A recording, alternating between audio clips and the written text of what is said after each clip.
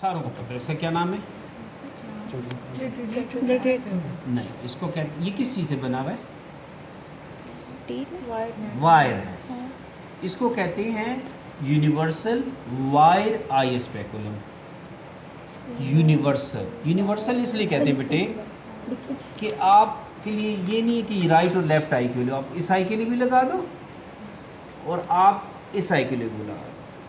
Basically ये गालिबन dental wire से बना हुआ होता है, तो इसलिए इसको इसकी मुख्तलिफ शेप हो सकती है, मगर बेसिकली आपने ये देखने के यूनिवर्सल वायर आई स्पेकुलम, ठीक है ना?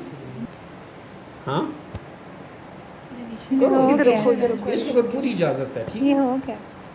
जब इसलिए तो आप लोग सामने लेकर आओ। This is irrigation aspiration cannula. Irrigation ही होती है बेटे, इधर से हम फ्लूइड देते हैं, आगे जाके दो इसमें डिवीजन हो जाती है, एक तरफ से फ्लूइड जाता है और एक तरफ से हम सक करते हैं। अब आई के अंदर जब हम जाते हैं, अगर उसमें ब्लड है, लेंस मैटर है, तो फ्लूइड जा रहा है और उसको सक करके ले आ रहा है, तो एसी भी इसकी वजह से मेंटेन हो रहा होता है। मेंटेन होगा ना, अगर मैं सिर्फ सक ही करूँगा तो फिर तो एसी कोलैप्स हो जाएगा। तो ये इसी तरह सिस्टम में जा रहा है और वापस लेकर आ रहा है, तो इसको इरिगेशन एस्पिरेशन कैनुला कहते हैं, ठीक है ना? तो पूरा नाम सिमको इरिगेशन है, नाम इरिगेशन एस्पिरेशन कैनुला, ठीक है? ये आपकी बुक है इनकी तरफ, ये सारी चीज़ें आपको एक जैसी लग रही हैं, एक जैसी लग रही है ना, कोई बड़ी छोटी हैं, इसमें एक और छोटी एक और भी होना चाहिए, ठीक है ना? ये जो दो है ना, इनके देखिए कटिंग एंड्स नहीं है, ये होल्डिंग है, होल्ड करने पकड़ने के लिए है। मैं कोई पेपर दो बेटा, कोई पेपर दो, इससे ये होल्ड हो रहा है, तो ये और ये नीडल होल्डर है। ये क्या है? नीडल होल्डर है, होल्ड कर रहे हैं, ठीक है ना? ये भी होल्ड कर रहा है, तो ये बेसिकली नीडल होल्डर है। ये माइक्रो नीडल होल्डर कहलाते हैं, क्योंकि छोटी नीडल्स को पकड़ने के लिए होता है, ये बड़ी नीडल को पकड़ने के लिए होता है। जिस तरह मैं स्क्विंट सर्जरी करता हूँ तो उसकी नीडल बड़ी होती है, और मैं जब कैटरेक्ट सर्जरी करता हूँ तो या कंजक्टिवा को स्विचर करूँगा तो छोटी होगी, तो this is a micro needle holder, और जिसको हम नीडल होल्डर ही कहते हैं कॉमनली। तो ये आपके एग्जाम में बहुत बिल्कुल स्टेशन पे रखा होता है। अच्छा, ये होल्ड नहीं करती, अब मैं इसको लेता हूँ तो ये करी काट दी, सीजर्स हैं, माइक्रो नीडल होल्डर, ठीक है? ये सीजर्स हैं, ये होल्ड नहीं करती, ठीक है? तो कटिंग एज होते हैं। तो ये हमारे पास जो ज़्यादा बड़ी होती है वो कंजक्टाइवल होती है, छोटी ये यूनिवर्सल कॉर्नियल सीजर है, और इससे बिल्कुल छोटी मुन्नी सी होती है, वो होती है वाना सीजर होती है। हाँ। तो बस वो थोड़ा आप लोगों के लिए इशू होगा, वाना सीजर इनके पास पड़ी हुई है, मंगवा भी लेते हैं, आप देख लेना। तो वो बस आप इनके साइजेस को देखोगे तो आपको अंदाज़ा हो जाएगा, ठीक है ना? छोटा वाला यूनिवर्सल कॉर्नियल सीजर ये यूनिवर्सल कॉर्नियल सीजर है, ये कंजक्टाइवल है, वेस्टकॉट कंजक्टाइवल सीजर, ठीक है ना? आपको नहीं याद होते, नाम नहीं याद होते, तो ठीक है ना? तो ये कौन सा है? कॉर्नियल सीजर, और इसे छोटी वाना सीजर होती है, आती मैं इनको कहते हैं वाना, बता देना।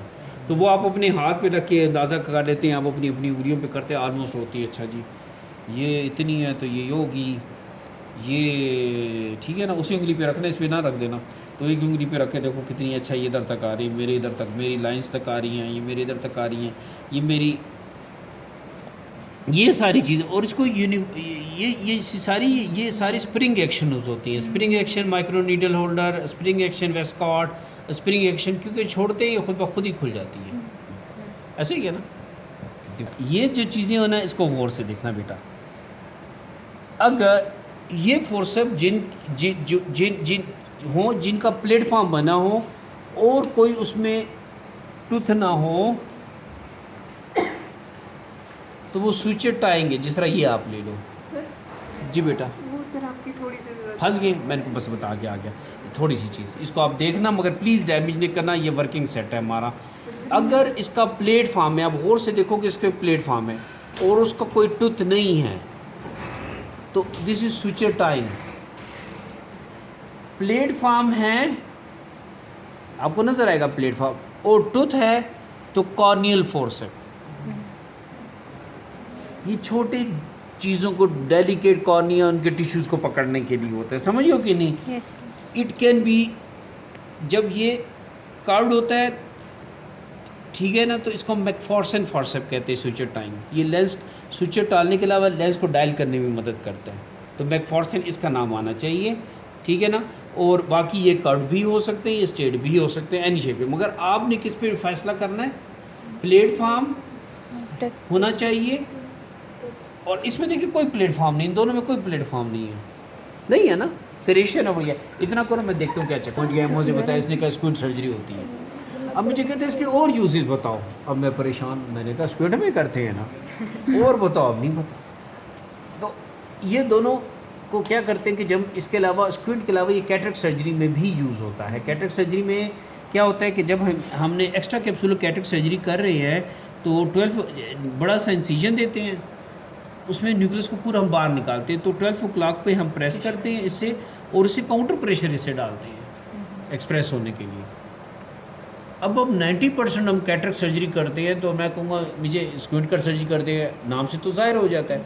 मगर जब मैं ये नहीं बताऊँगा कि तो कैटरेक्ट सर्जरी में होते हैं, और 90% उस आप तो फेंकोगे तो इस्तेमाल नहीं होता, मगर उस ज़माने में मैंने नहीं बताया और क्या करते हैं, क्योंकि बंदा देखी थी सर्जरी में को ओवरलुक कर देता है।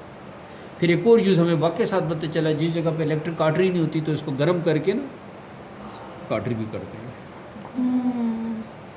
तो आपने स्क्विड के लिए क्या एक्स्ट्रा कैब में काउंटर प्रेशर इससे डालते हैं, और this is called as wire vectors. Wire vectors इस हम प्रेस करते हैं, या इवन न्यूक्लियस में इंट्राकैप्सुलर में जाकर इसे निकाल के भी कर लेते हैं। चम्मच है ना, चम्मच मारते हैं। तो अब इसका यूज़ कम होता जाएगा। उसके बाद अगली जनरेशन आएगी तो पता नहीं कहेगी कब, किसी ज़माने में स्टोन एज में ये इस्तेमाल होता है। हाँ, इसका यूज़ बहुत बढ़ गया। ये लेंस डायलर, अच्छा ये एक और चीज़ है, ये फ्लैट्स, ये आयरस रिपोजिटर है, ठीक है ना। आयरस को वापस अपने वूंड में रिपोजिट करनी है। ब्लंट होता है, शार्प नहीं होता, आयरस में ब्लड वेसल्स होती हैं, तो वो उसको कर सकते हैं। ये काम हम सिम्को कैनुला से भी लेते हैं, कैनुला भी ऐसा होता है, उससे भी हम कर सकते हैं ना। ये चीज़ आपकी है। ज़रा आपके मोबाइल में एक एप्लीकेशन होती है जिसको हम क्या कहते हैं, मैग्नीफायर। ज़रा निकालो, होती है ना। Yes, sir. Okay.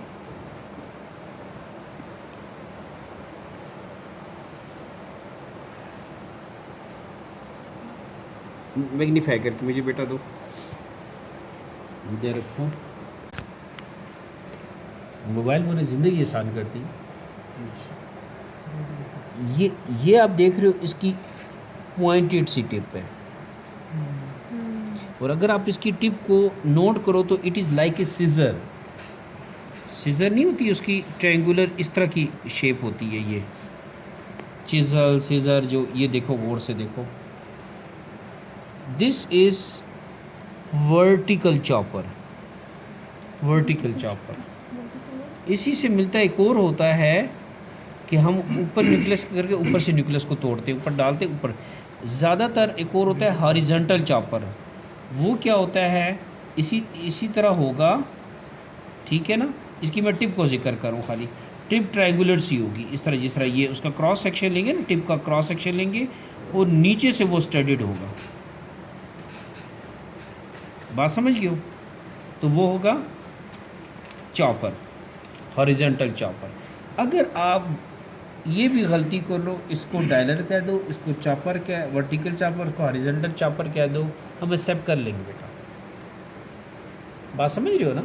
इतना एलिमेंट ऑफ एरर देंगे, और ये यूजली जब मुश्किल पूछना होगा तब ये पूछेंगे। अगर आप इसकी टिप को देखोगे तो वो थोड़ी सी मोटी होगी, Yes, sir. ठीक है ना, थोड़ी सी मोटी होगी। तो दिस इज़, हाँ, गोल सी, दो गोले गोले से नज़र आ रहे हैं ना, और बड़ा करो, हाँ, पिक्सल फटना चाहिए, हाँ करो, ये देख रहे हो आप।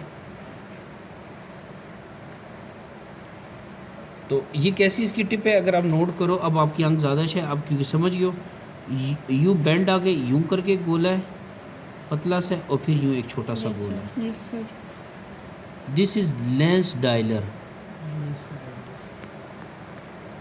कि लेंस में एक होल होता है, उस होल में जाके, होल है ना, बॉल और सॉकेट वाला हम काम करते हैं, उसमें ये रख देते हैं और मूव करते हैं।